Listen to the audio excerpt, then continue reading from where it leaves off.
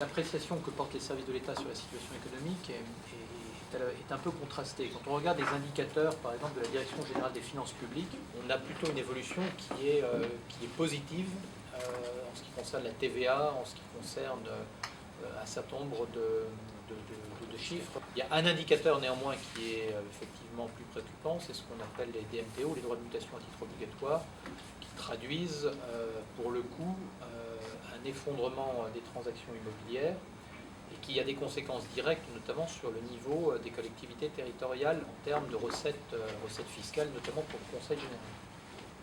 Deuxième élément d'appréciation pour ce qui concerne la situation économique, jusqu'à présent, le nombre de plans de sauvegarde de l'emploi dans le département, le nombre de PSE, était relativement faible.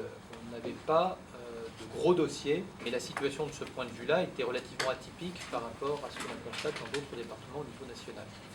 Troisième élément, on est un département de flux, un département touristique. La saison estivale a plutôt été bonne, voire très bonne, au dire des professionnels.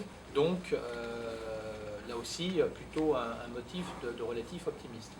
Et puis, quatrième élément d'appréciation, c'est qu'il y avait néanmoins, et c'est ce qui vient nuancer les trois premiers, un certain nombre d'indicateurs, je dirais, un petit peu à l'orange. D'abord, l'évolution des chiffres de l'emploi, qui est défavorable depuis le début du deuxième semestre de l'année.